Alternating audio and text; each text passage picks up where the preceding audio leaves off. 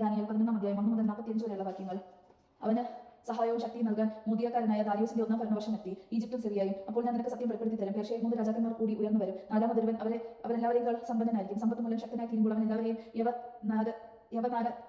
യവന രാജ്യത്തിനെതിരെ ഇറക്കിവിടും. പിന്നെ ശക്തനായ ഒരു രാജാവും വരും. അവൻ വലിയൊരു സാമ്രാജ്യത്തിന്റെ അധിപനാകും. സ്വച്ഛേത നൃത്തം പ്രവർത്തിക്കുകയും ചെയ്യും. അവൻ ഉച്ച കൊടിയിലെത്തുമ്പോൾ അവന്റെ സാമ്രാജ്യം തകർന്ന് ആകാശത്തിന്റെ 4 കാറ്റുകളിലും ലയിക്കും. അത് അവന്റെ സന്തതികൾക്ക് ലഭിക്കുകയില്ല. അവന്റെ പ്രാബല്യം പിൻഗാമികൾക്ക് ഉണ്ടാവുകയില്ല. അവന്റെ സാമ്രാജ്യം പിഴുതെടുത്ത് അങ്ങേർക്ക് നൽകപ്പെടും. അപ്പോൾ ദക്ഷിണ ദേശത്തെ രാജാവ് പ്രബലനാകും. എന്നാൽ അവന്റെ പ്രമുഖന്മാരിൽ ഒരുവൻ അവനേക്കാൾ ശക്തനാകും. അവന്റെ സാമ്രാജ്യം വളരെ വിപുലമായിരിക്കും. കുറച്ച് വർഷങ്ങൾക്ക് ശേഷം അവൻ സംഖ്യം ചെയ്യും. ദക്ഷിണ ദേശത്തെ രാജാവിന്റെ പുത്രി സമാധാനം സ്ഥാപിക്കാൻ ഉത്തരദേശത്തെ രാജാവിന്റെ അടുത്തെത്തും. എന്നാൽ അവളുടെ പ്രാബല്യം നീണ്ടു നിൽക്കുകയില്ല. അവന്റെ സന്തതിയും നിലനിൽക്കുകയില്ല. അവളും അവളുടെ സേവകരും അവളെ അവകാശപ്പെടുത്തി ഇരുന്നവനും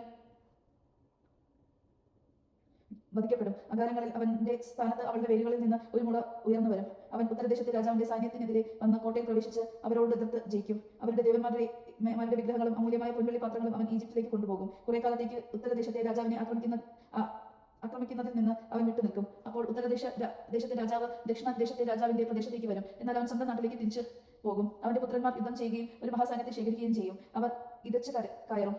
അങ്ങനെ വീണ്ടും അവന്റെ കോട്ടയുടെ അടുത്ത് വരെ യുദ്ധം എത്തും. അപ്പോൾ ദക്ഷിണദേശത്തെ രാജാവ് കോപം കൊണ്ട് പുറപ്പെട്ട് വലിയ സംഘാനമുള്ള ഉത്തരദേശത്തെ രാജാവായി ഏറ്റുമുട്ടും. ആ സൈന്യം അവന്റെ കയ്യിൽ ഏൽപ്പിക്കപ്പെടും. ആ വ്യൂഹം പിടിക്കപ്പെടുമ്പോൾ അവൻ അഹങ്കരിക്കുകയും 10,000-കണക്കിന് ആളുകളെ വീഴ്ത്തുകയും ചെയ്യും. പക്ഷെ അവൻ പ്രബലമാവുകയില്ല. ഉത്തരദേശത്തെ രാജാവ് പൂർവാധികം ശക്തമായ സൈന്യ വ്യൂഹത്തെ വീണ്ടും ഒരുക്കും. ഏതാനും വർഷങ്ങൾക്ക് ശേഷം ഒരു മഹാസൈന്യവും വിപുലവുമായ ആയുധ ശേഖരണവുമായി അവൻ വരും. അക്കാലത്ത് അനേകം ദക്ഷിണദേശത്തെ രാജാവ് അപ്പോൾ ദക്ഷിണദേശത്തെ രാജാവ് കോപം കൊണ്ട് പുറപ്പെട്ട് വലിയ സൈന്യസഹമുള്ള ഉത്തരദേശത്തെ രാജാവുമായി ഏറ്റുമുട്ടും. ആ സൈന്യം അവന്റെ കയ്യിൽ ഏൽപ്പിക്കപ്പെടും. ആ വ്യൂഹം പിടിക്കപ്പെടുമ്പോൾ അവൻ അഹങ്കരിക്കുകയും 10,000-കണക്കിന് ആളുകളെ വീഴ്ത്തുകയും ചെയ്യും. പക്ഷെ അവൻ പ്രബലനാവുകയില്ല. ഉത്തരദേശ രാജാവ് പൂർവാധികം ശക്തമായ സൈന്യവ്യൂഹത്തെ വീണ്ടും ഒരുക്കും. ഏതാനും വർഷങ്ങൾക്ക് ശേഷം ഒരു മഹാസൈന്യം വിപുലമായ ആയുധശേഖരവുമായി അവൻ വരും. അക്കാലത്ത് അനേകർ ദക്ഷിണദേശത്തെ രാജാവിനെതിരെ ഉയർന്നു വരും.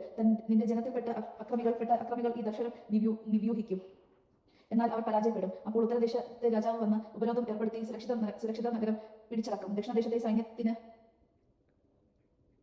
അവന്റെ ധീര യോദ്ധാക്കൾക്ക് പോലും പിടിച്ചു നിൽക്കാൻ ശക്തി ഉണ്ടാവുകയില്ല. എന്നാൽ ആക്രമണക്കാരി സചേതനാസ്ത്രം പ്രവർത്തിക്കും. ആർക്കും അവനെ ചെറുത്തു നിൽക്കാൻ കഴിയുകയില്ല. മഹത്വത്തിന്റെ ദേശത്ത് അവൻ നിൽക്കുകയും അത് അവന്റെ പിടിയിൽ അമരുകയും ചെയ്യും. ദക്ഷിണദേശത്തെ രാജാവിന്റെ പ്രദേശങ്ങൾ മുഴുവൻ കീഴടക്കാൻ അവൻ തീരുമാനിക്കും. അവനുമായി സന്ധി ചെയ്യുകയും അവനെ നശിപ്പിക്കാൻ വേണ്ടി തന്റെ പുത്രിയെ വിവാഹം ചെയ്തു കൊടുക്കുകയും ചെയ്യും. എന്നാൽ ആ ശ്രമം വിജയിക്കുകയില്ല. അത് അവന് ഉപകരിക്കുകയില്ല. അനന്തരം അവൻ തീരപ്രദേശങ്ങളിലേക്ക് തിരിഞ്ഞ് അവയിൽ പലതും പിടിച്ച് അടക്കും. പക്ഷെ ഒരു സൈന്യാധിപൻ അവന്റെ ഔദ്യത്തിനും കഠിനമിടും.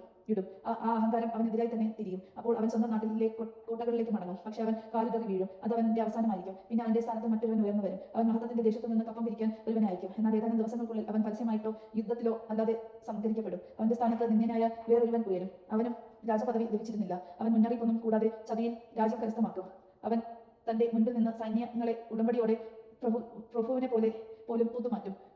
സന്ധി ചെയ്യുന്ന നിമിഷത്തിൽ അവൻ വഞ്ചനയോട് പെരുമാറും. അനുയായികൾ കുറച്ചേ ഉള്ളുവെങ്കിലും അവൻ പ്രബലമാകും. മുന്നറിയിപ്പ് കൂടാതെ ദേശത്തെ ഏറ്റവും സമ്പന്നമായ ഭാഗങ്ങളിലേക്ക് കടന്നു വരും. പിതാമഹന്മാരോ ചെയ്തിട്ടില്ലാത്ത ക്രൂരതകൾ അവൻ ചെയ്യും. തന്റെ അനുചാരകന്മാർക്ക് അവൻ കൊള്ളവസ്തു പങ്കിട്ട് കൊടുക്കും. അവൻ ശക്തി ദുർഗങ്ങൾക്കെതിരെ ഉപായങ്ങൾ പ്രയോഗിക്കും. പക്ഷേ കുറെ കാലത്തേക്ക് മാത്രമേ അത് വിജയിക്കുകയുള്ളൂ. ശക്തിയും ധൈര്യവും ഉണർന്ന് അവൻ ഒരു മഹാസൈന്യവുമായി ദക്ഷിണദേശത്തെ രാജാവിനെതിരെ വരും. ദക്ഷിണദേശത്തെ രാജാവ് വളരെ വലുതും അതിശക്തനുമായ ഒരു സൈന്യത്തോടു കൂടി അവനെ നേരിടും. എന്നാൽ ചിത്രപ്രയോഗം മൂലം അവന് പിടിച്ചു നിൽക്കാൻ കഴിയുകയില്ല. അവന്റെ മേശയിൽ ഭക്ഷിക്കുന്നവൻ തന്നെ അവനെ നശിപ്പിക്കും. അവന്റെ സൈന്യം നിർമ്മാർജ്ജനം ചെയ്യപ്പെടുകയും അനേകം മരിച്ചു വീഴുകയും ചെയ്യും. ഈ 2 രാജാക്കന്മാരുടെയും മനസ്സുകൾ തിന്മയിലേക്ക് ചാഞ്ഞിരിക്കും. ഒരേ മേശയ്ക്ക് ചുറ്റും ഇരുന്നുകൊണ്ട് അവൻ അസത്യം പറയും. പക്ഷെ ഒന്നും ഫലിക്കുകയില്ല. കാരണം അവസാനത്തിനുള്ള നിശ്ചിത സമയം ആസന്നമായിട്ടില്ല. അവൻ വലിയ സമ്പത്തോടെ സ്വദേശത്തേക്ക് മടങ്ങിപ്പോകും. പക്ഷെ അവൻ ഹൃദയം വിശുദ്ധ ഉടമ്പടിക്കെതിരെ ഉറച്ചിരിക്കും. അവൻ തന്നിഷ്ടം പ്രവർത്തിക്കുകയും സ്വദേശത്തേക്ക് മടങ്ങിപ്പോവുകയും ചെയ്യും. നിശ്ചിത സമയത്തെ അവൻ തെക്കോട്ട് മടങ്ങി വരും. ഇത്തവണ മുൻപത്തേതുപോലെ ആയിരിക്കുകയില്ല. കിത്തീമിലെ കപ്പലുകൾ അവനെ എതിർക്കും. അവൻ ഭയപ്പെട്ട് പിന്മാറി തിരിച്ചു വന്ന് ക്രുദ്ധനായി വിശുദ്ധ ഉടമ്പടിക്കെതിരെ പ്രവർത്തിക്കും. അവൻ പിൻവാങ്ങി വിശുദ്ധ ഉടമ്പടി ഉപേക്ഷിച്ചവരുടെ വാക്ക് ശ്രവിക്കും. അവന്റെ സൈന്യം വന്ന് ദേവാലയവും കോട്ടയും അശുദ്ധമാക്കുകയും നിരന്തര ദഹന ബലികൾ നിരോധിക്കുകയും ചെയ്യും. അവൻ വിനാശത്തിന്റെ മ്ലേച്ഛ വിഗ്രഹം അവിടെ സ്ഥാപിക്കും. ഉടമ്പടി ലംഘിക്കുന്നവരെ അവൻ മുഖസ്തുതി കൊണ്ട് വഴിതെറ്റിക്കും.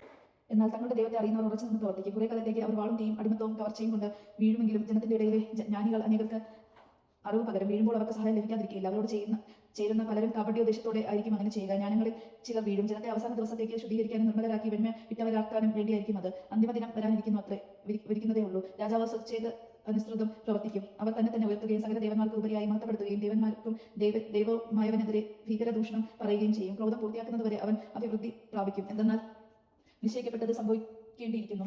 തന്റെ പിതാക്കന്മാരുടെ ദേവന്മാരെയോ സ്ത്രീകളുടെ ഇഷ്ടദേവന്മാരെയോ അവൻ കൂട്ടാക്കുകയില്ല. എല്ലാവർക്കും ഉപരി തന്നെ പ്രതിഷ്ഠിക്കുന്നതിനാൽ അവൻ ഒരു ദേവനെയും പകവയ്ക്കുകയില്ല. അവയ്ക്ക് പകരം അവർ കോട്ടകളുടെ ദേവനെ ആരാധിക്കും. തന്റെ പിതാക്കന്മാർ അറിയാത്ത ദേവനെ സ്വർണ്ണം, വെള്ളി, രത്നങ്ങൾ, വിലയേറിയ സമ്മാനങ്ങൾ എന്നിവ കൊണ്ട് അവൻ ബഹുമാനിക്കും. ഏറ്റവും ശക്തമായ കോട്ടകളോട് ദേവന്റെ സഹായത്തോടെ അവൻ പൊരുതും. തന്നെ അംഗീകരിക്കുന്നവർക്ക് അവൻ വലിയ ബഹുമതികൾ നൽകും. അവൻ അവരെ അനേകരുടെ മേൽ അധിപതികളാക്കുകയും ദേശം വിഭജിച്ച് അവർക്ക് വിൽക്കുകയും ചെയ്യും. അവസാന നാളുകളിൽ ദക്ഷിണ ദേശത്തെ രാജാവ് അവനെ ആക്രമിക്കും. പക്ഷേ ഉത്തര ദേശത്തെ രാജാവ് രഥങ്ങളും അശ്വസേനയും അനേകം കപ്പലുകളുമായി ചുഴലിക്കാറ്റ് പോലെ അവനെതിരെ അവനടിക്കും. രാജ്യങ്ങളുടെ മേൽ ഉറച്ചു കയറുകയും ചെയ്യും. അവൻ മഹത്വത്തിന്റെ ദേശത്ത് വന്നെത്തും. 10,000-കണക്കിന് ആളുകൾ വീഴും. എന്നാൽ ഏദോമിനും മെവോബിനും അമ്മോന്യരുടെ പ്രധാന ഭാഗങ്ങളും അവന്റെ കയ്യിൽ നിന്ന് മോചിപ്പിക്കപ്പെടും. അവൻ രാജ്യങ്ങൾക്കെതിരെ കൈനീട്ടും. ഈജിപ്ത് ദേശം രക്ഷപ്പെടുകയില്ല. അവൻ ഈജിപ്തിലെ സ്വർണ്ണവും വെള്ളിയും മറ്റു അമൂല്യ വസ്തുക്കളും സ്വന്തമാക്കും. എത്യോപ്യക്കാരും അവനെ അനുഗമിക്കും. എന്നാൽ കിഴക്ക് നിന്നും വടക്കു നിന്ന് വരുന്ന വാർത്തകൾ അവനെ അസ്വസ്ഥനാക്കും. അവർ മഹാകോപത്തോടെ പുറപ്പെട്ട് അനേകരെ ഉന്മൂലനം ചെയ്യും. അവൻ തന്റെ രാജമന്ദിര ദൃശ്യമായ കൂടാരങ്ങൾ കടലിനും മഹത്വപൂർണ്ണമായ വിശുദ്ധഗിരിക്കും ഇടയ്ക്കും നിർമ്മിക്കും. എങ്കിലും സഹായിക്കാൻ ആരുമില്ലാതെ അവന്റെ ജീവിതം ഒടുങ്ങും. ദൈവജനമാണ് നാം കേട്ടത്. നമുക്ക് ദൈവത്തെ സ്തുതിക്കാം. ക്രിസ്തുവിനെ സ്തുതി.